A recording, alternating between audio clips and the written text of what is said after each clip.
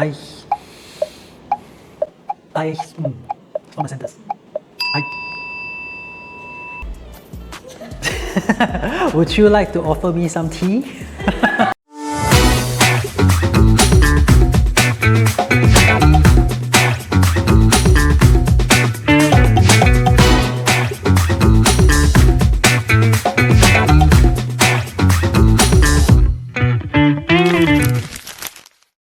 Hey Joe, thank you for joining us today in episode 2 of Upliven Upclose.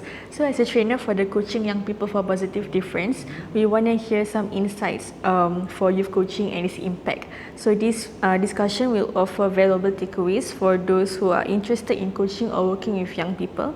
So let's get started. Sure. Okay, so for a start, let's start with the casual questions. So tell us a bit about yourself and your work with youth.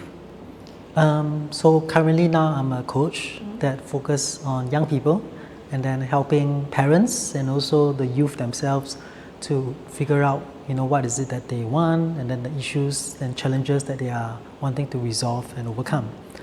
I'm also a trainer, so I train volunteers, mentors, parents on youth mentoring, youth coaching, and the various ways to engage and build rapport with youth. Oh.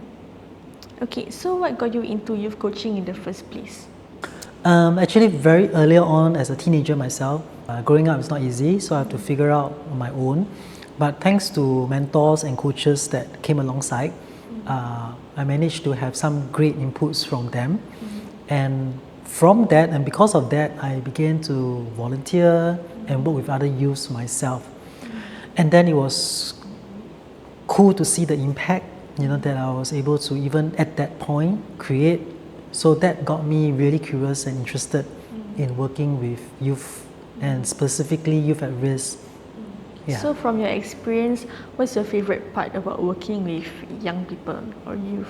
Okay, one of the most interesting part for me in this work that I do is that I'm not just working with them here and now, but I'm actually creating an impact and a change that can last down the road. So that means even when they become adults, even when later on they set up their own family and they have their own kids, so that the work that I do is actually multi-generation.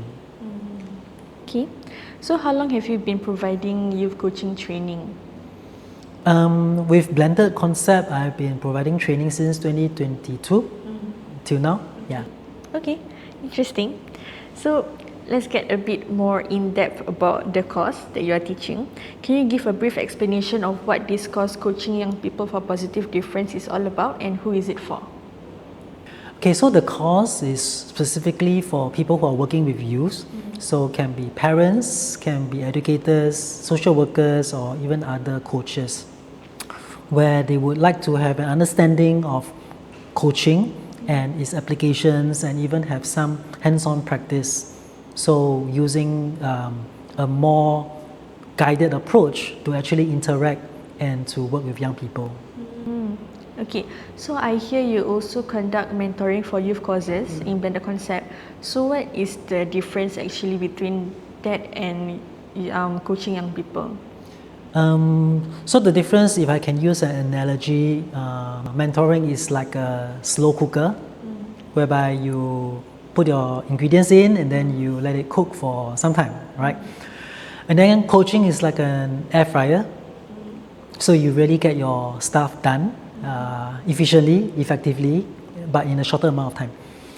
So the two actually complements well depending on the context, and if you want, you can even blend them together as well. So mentoring and coaching both serve its purpose and function to really help a young person develop successfully into a young adult. Okay, so what are some of the common challenges that your learners have brought into class regarding youth, if you can recall?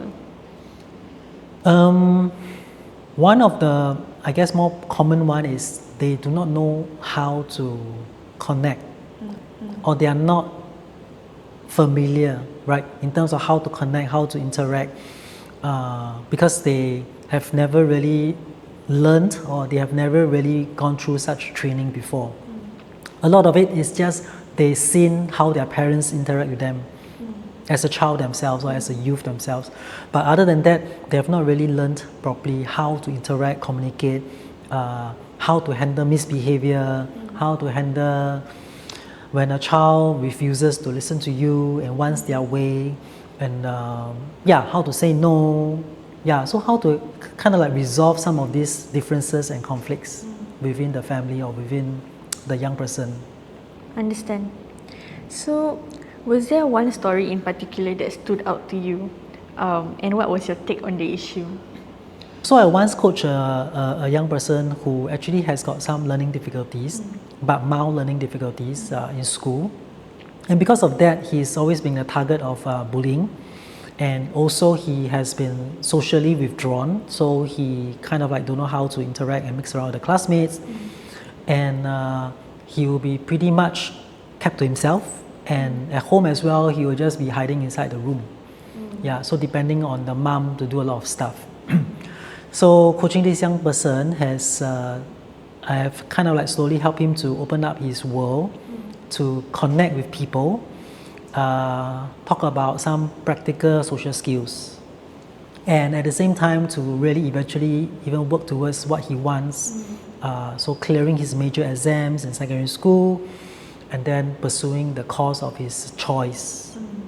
So I think that was one story that kind of like stuck with me. So I'm just curious. So after you help all these young people, what do you feel at the end of the journey? You feel fulfilled.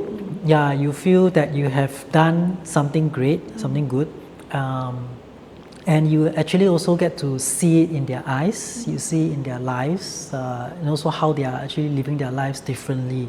And also the other part is the people around them, the parents, that they interact with. Now they can interact at a different dynamics, closer, more bonded, happier. Glad to hear that.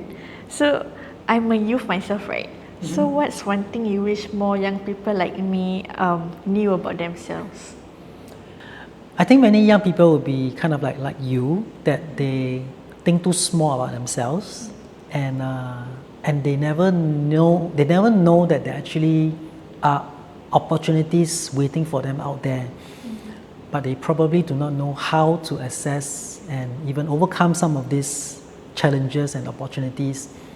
So coaching, mentoring is definitely one aspect that they can receive inputs and then be able to dream it even bigger and give it a shot to those opportunities that come by. Okay, thank you.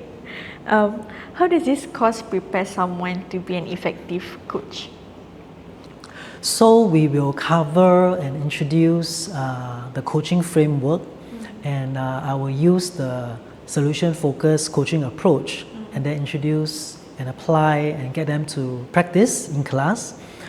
We will also use live examples. I will also be having live demonstrations for the learners and case discussion using practical case studies that I've handled and dealt with. And at the same time, we also will introduce to them professional standards based on the International Coaching Federation standards of coaching and ethical best practices that is out there today. And finally, lots of hands-on practice, role play with each other in class. And that's where I will guide them and give feedbacks. Okay, so before we move on to the next activity, one last question I want to ask is, what's one thing you wish more parents or people working with youth can do to support youth better? I think one thing that parents can do more is really to open up more opportunity and space whereby they can actually interact with their youth differently in a way that will make a difference for them. So not just telling them what to do and not just giving them instructions and do's and don'ts, but really to be able to ask them good, powerful questions that will cause them to reflect, on their own lives, what they can do, solutions that they have, and encourage them to work towards taking charge of their own lives, empowering them. Okay, Okay, can. Now we'll move on to the next activity. So the next activity is called Guess the Gen Z Slang. Okay. Since you work with youth, right? I'm sure you know some of these words, or you can make up a sentence for it. Oh. So then the first word is tea. Tea. Can you make a sentence out of it, or?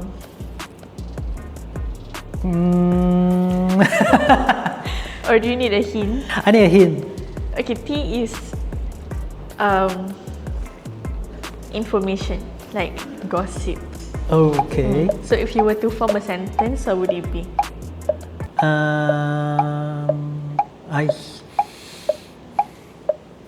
I form a sentence. Would you like to offer me some tea? Okay, I mean, I think it's okay, but the common phrase Gen Z would use is, can you spill some tea? Okay. Okay, let's move on to the next word.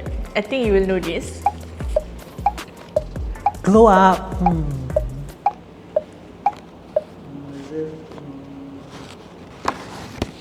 Something like doing well, doing good. About that is something better, something good. So it's like a transformation or an upgrade. Right.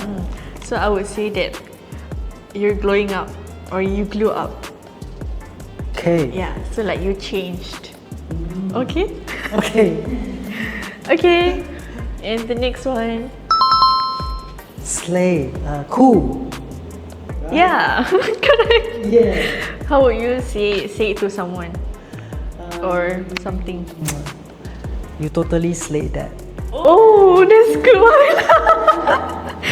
Okay, that's great. Okay, then the last one is, No cap, no joke. oh, that's right. So how would you say that to someone? Bro, no cap, man. Bro, no cap, man. Yeah. That's very good actually. I didn't know you would pick that up. Okay, so thank you so much for the insightful sharing. So if you are passionate about guiding and empowering young people, or want to understand youth a little bit better, head over to our website to sign up, and for more inquiries, do drop us an email or WhatsApp us through the link in our bio or the captions. If you enjoyed this episode, don't forget to like, share and subscribe for more insightful conversations. See you in the next one. Thank you.